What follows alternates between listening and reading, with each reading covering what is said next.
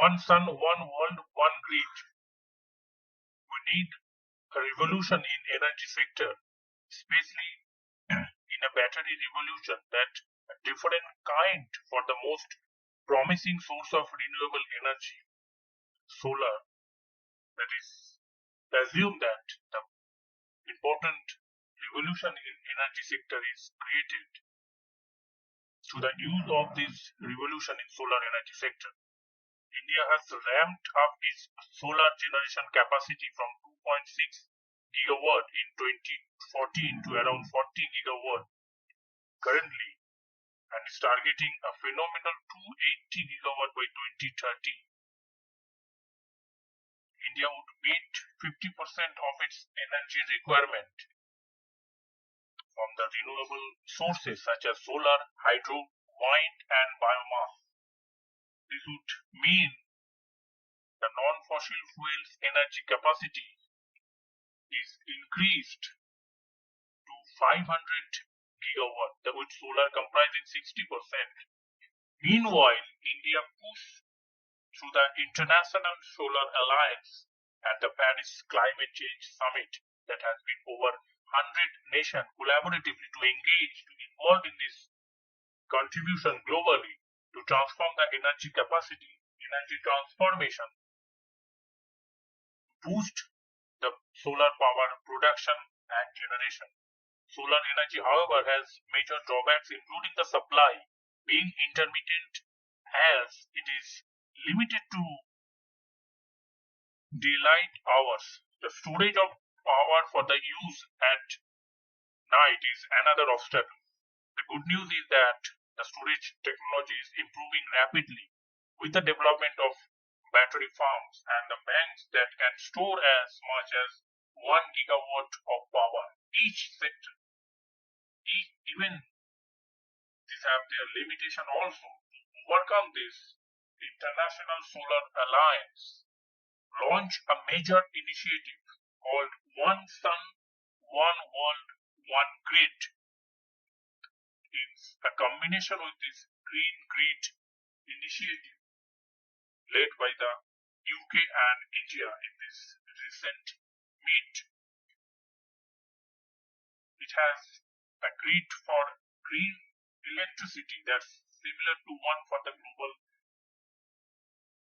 requirement. By establishing those electricity grid to connect the country's excess power generated by solar plants in one country that can be sold to another in requirement need, and reducing the requirement for the large battery storage plants.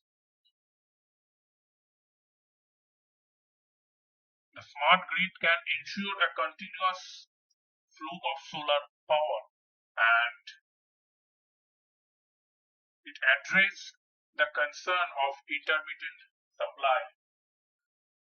Our goal is to ensure the solar energy is as a cost-effective and reliable across the world that will draw the kind of investment we require to build this worldwide, to transmit and distribute this electricity.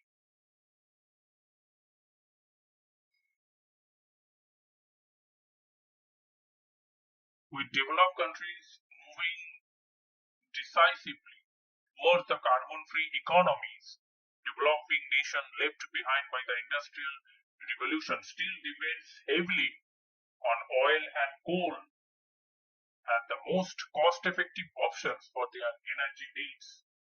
Despite the rapid expansion of its renewable energy capacity, the fossil fuel sources, including the coal-fired thermal power plant, still fulfill 80% of India's energy needs and requirement.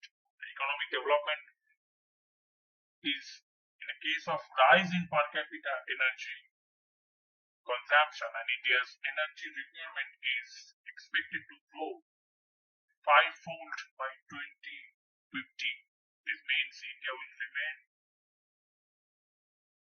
dependent on fossil fuels for the decades, and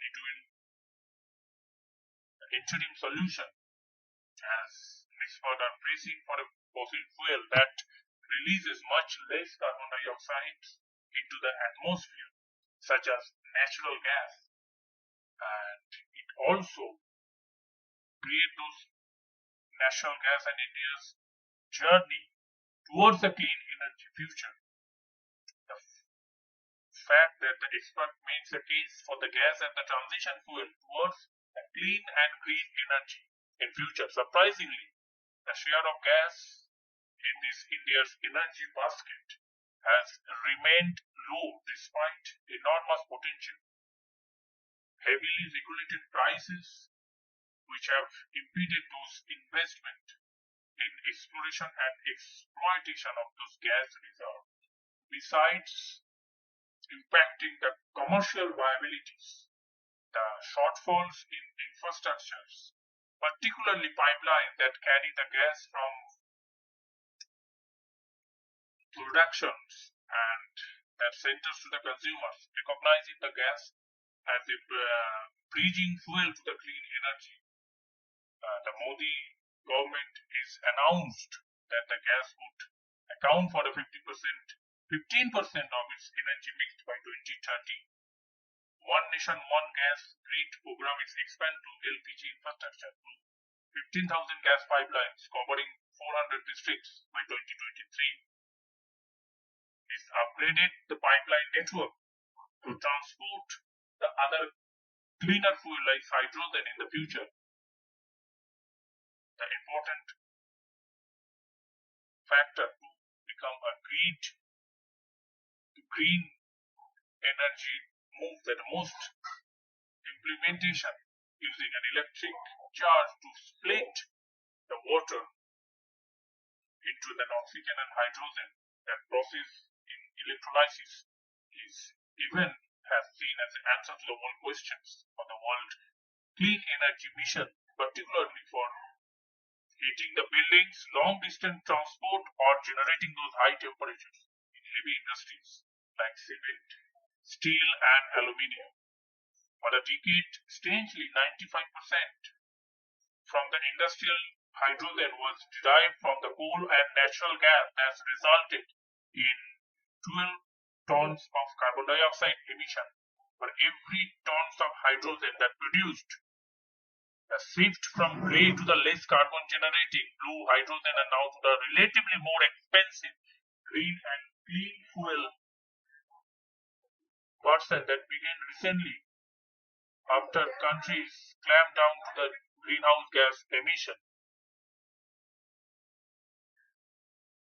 Despite being a major substitute for the fossil fuels, the nuclear power steadily declined in the salines and barring a few nations like France. The public and environmental experts have several nuclear accidents have occurred, and since this nuclear plant event and that establishment has been working hard on making those reactor technology, and this nuclear energy is making a strong comeback in many countries, including India, after several reputable research institutes produced those studies that showed the cost of clean fuel could quadruple if the nuclear was not made as a part of new energy. In case of India, the nuclear power currently accounts for only 3% of the energy mix. The government has recently sanctioned 10 important factors and those agreements.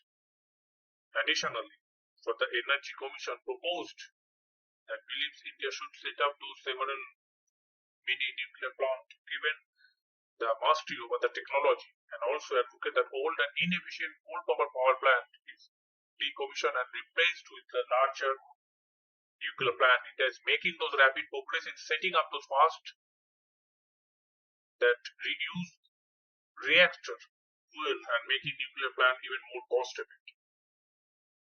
That's all for now. Thanks for watching. See you in the next video.